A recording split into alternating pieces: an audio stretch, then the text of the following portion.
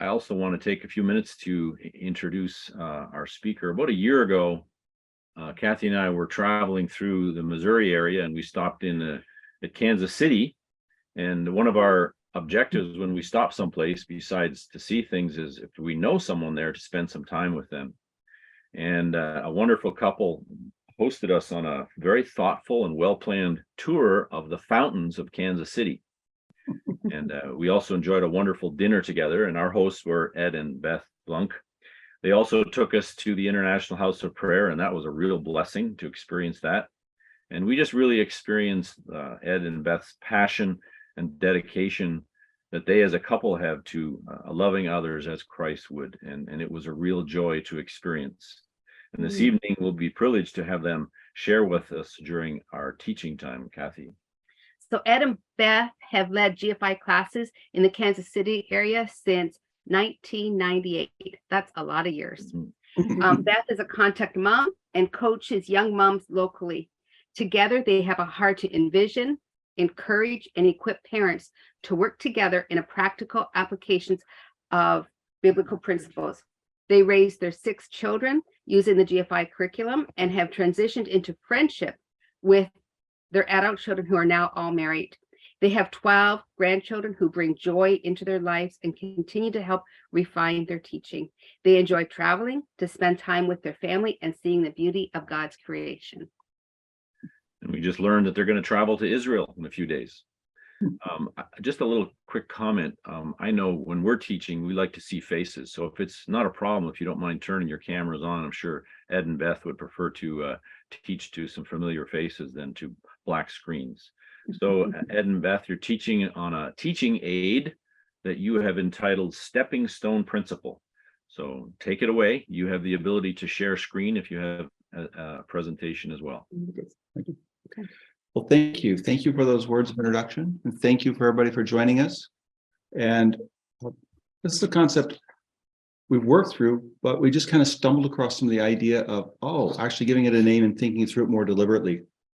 So sometimes the goal that we have for our children or even for ourselves is just too big of a step to take or to accomplish with one instruction.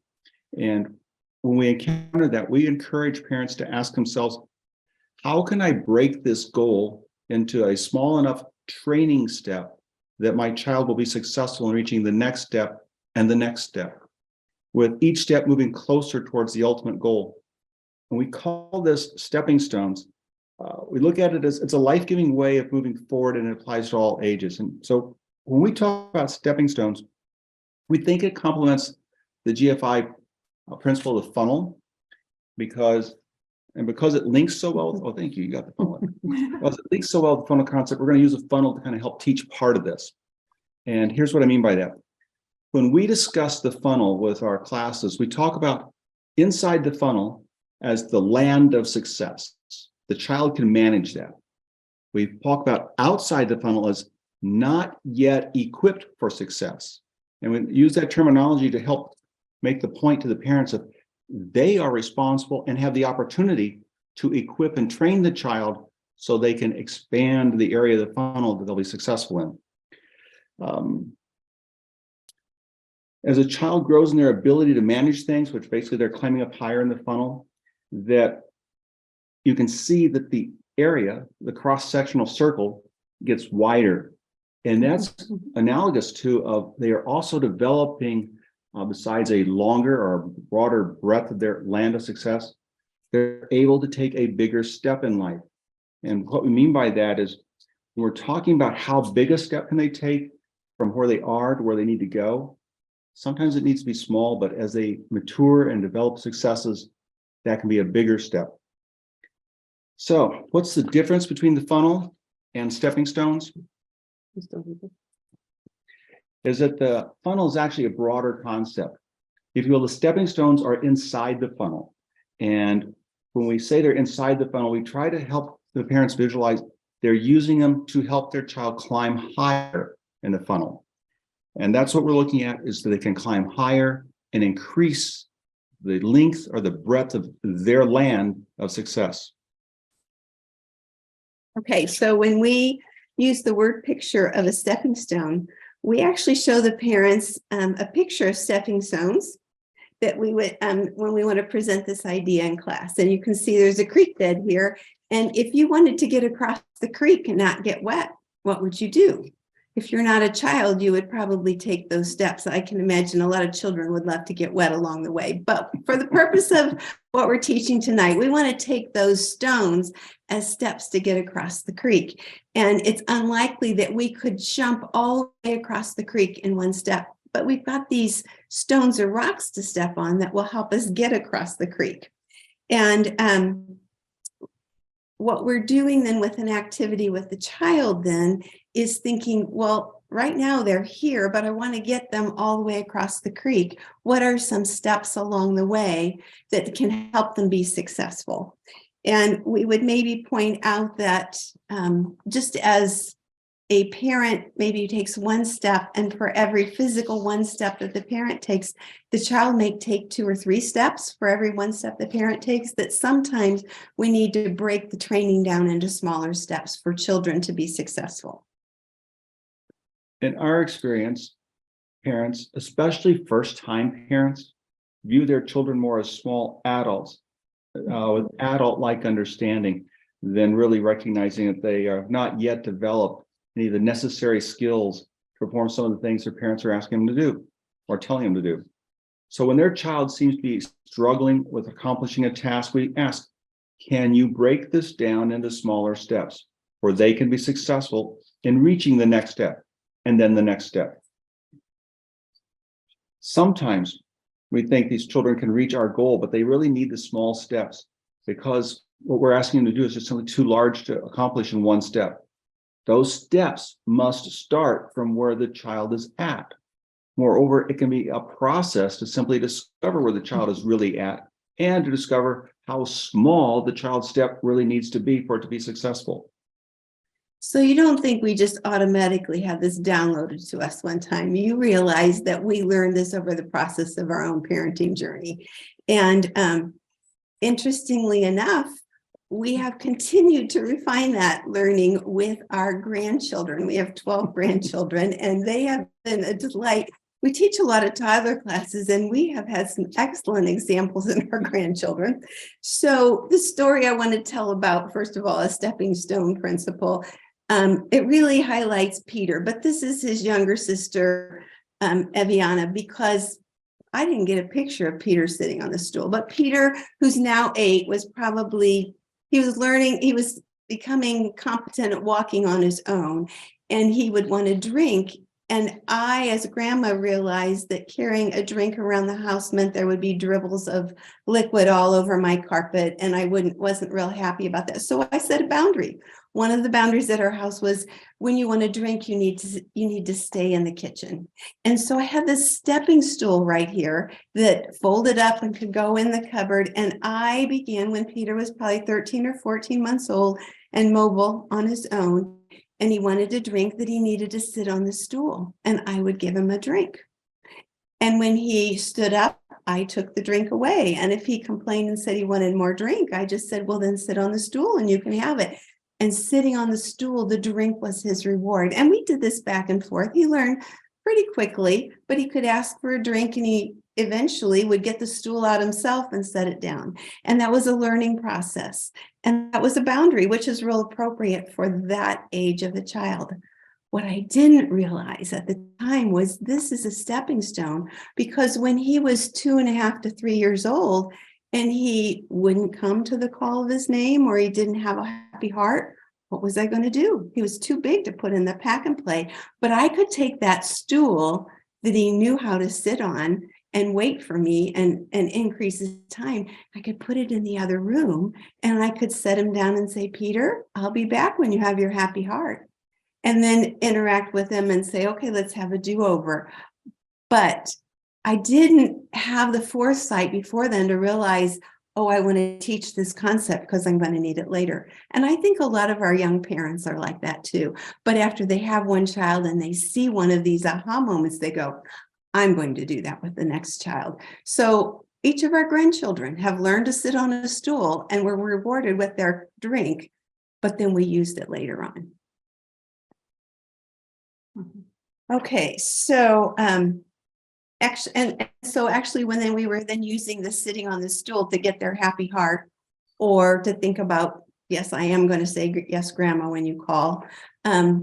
We didn't have a battle with staying in one place because they already had been trained with that and they liked the reward they got in the learning process.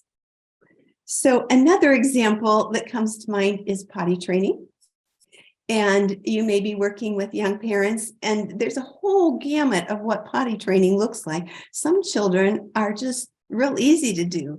The little girl in that last picture would come out of the bathroom and she would go, I did it. And she was really happy to comply. And it wasn't hard. She could dress herself. But I had another grandchild who it took breaking it down into a lot of steps. And so in the stepping stone concept, when I'm working with a parent, sometimes they come back to me and say, it doesn't work. And that's whereas the leaders, we would go, well, can we break it down into a smaller step where your child can be successful? And they may not know exactly what their child can do, so they back it up a little bit. If that works, great. But if not, then we go, well, let's see if, and I might need to suggest to them a smaller step. So these are all the steps we broke it down in for this one grandchild. And we moved the reward as he progressed from one step to the other. And so we began by labeling what's clean and dry, because they need the vocabulary to understand what we're doing. And we talk about potty training readiness. Can they get their clothes on and off? That's another stepping stone. With our sixth child, I learned there was a difference between first-time obedience and potty training. And when a child wouldn't come to the call of their name, maybe there was a correction for that, but there was not a correction when I'm beginning to potty train. And that was another important lesson and stepping stone that I learned. So I learned to separate the call of their name from anything going on with the potty training.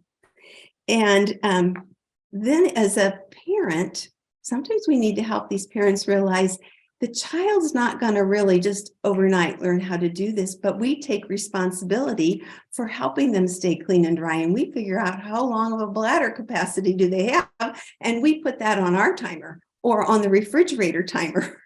And so, but those are all steps along the way. Then I learned with this one particular grandchild, I needed to move the reward. I mean, we needed a little, really small, just one potty, and the potty was the initial reward. But then it moved to staying dry and going potty. And then it moved to that the child initiated that he needed to go potty, but he needed help. He couldn't do it on his own. But if he initiated it and he went potty, he got a reward. And then it moved to that he could go potty by himself, but he needed help getting dressed because he completely undressed to go potty and then needed help getting dressed. That was his step. And then the child went potty and could get dressed on his own, but needed mom there to encourage him along the way. You're doing it. You can do this. And then the reward moved to he could go potty on his own when someone directed him to go potty. And then he took ownership of staying clean and dry during the day, and he could do it on his own. And then it moved to day and nighttime. So you can see in this particular case, this child needed you to break this process of learning bladder and bowel control into really small steps. And I think it's helpful to let our parents to know that some children need more steps than others. But our job in making a life-giving environment is trying to help them figure out what's the next small step. So in our toddler class, another example would be, what do you do with picking up toys? And let's see, we need the next picture. Okay.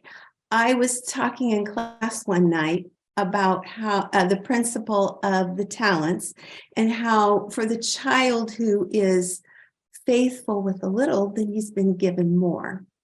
And I also have been talking about with toddlers, rather than telling them just to pick up, we needed to break it into smaller steps. And so we might tell them to pick up the books and put them somewhere, pick up the cars and trucks, pick up the kitchen and the dishes, food that they have. And the parent needed to break that into small steps. And between that story and talking about the parable of the talents, and realizing that what Jesus said in the parable is that the one who gave the talents, he came back and his response was, well done, good and faithful servant. It didn't matter how many talents that they had. It was the same affirmation no matter what. And so I had a mom who reported to me that week that she went home and her issue was there were way too many toys to pick up all day long. And this is the picture she sent me of how she decided to apply those stepping stones. She decided to identify what could her child manage and identified where he was going to put the toys, and that the issue and the frustration that mom, and I'm guessing he was probably 20 or 22 months old about this time, the issue that was a problem became a success story because she was able to break this into a smaller step. And so it's always exciting when we present this stepping stone concept and what parents will apply in their class. So in time, as you have given your children certain things to pick up, you're training them how to do it, but you're also teaching them how to think. And there will come a day when you can tell your child, it's time to pick up this room. How are you going to do that? And they can tell you what they're going to do because you've taught them how to think. And then the next question you ask is, can I trust you to do that? And they say yes. And you'll need to check on them in the process. And as you move into the grade school age, hopefully then they're going to be able to pick up without you needing to supervise, but maybe you're going to give them the directive, when you get this picked up, come and tell me. And then you know it's time to go inspect. One of Ed's catchphrases that we learned in our parenting was, you get what you inspect, not what you expect. And that was a stepping stone process for me, because I just expected that I could tell them what to do and they would follow through. But compliance wasn't exactly the way I was getting it. So then the last stepping stone that I think of this is more for your middle school age and older children. And your older child comes to you and says they want to do something and asks them they do this. And you return back to them. Do you have the freedom to do that? So you've been stepping stone teaching them how to think through the process all along. And now you are at a more advanced level.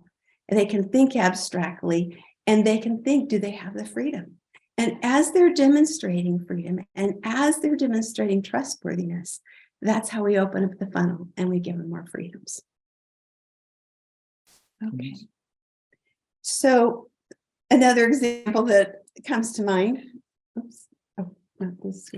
Okay, is how are you going to train your kids to do the skills and chores that are around there?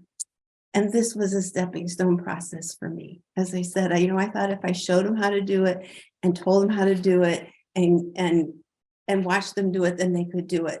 It didn't work out that way. And so my stepping stone process was, Ed says, well, how do they know what they're supposed to do? Did you write it out?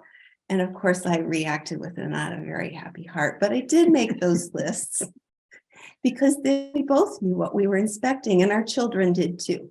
And so just, you all probably know this, but if you haven't broken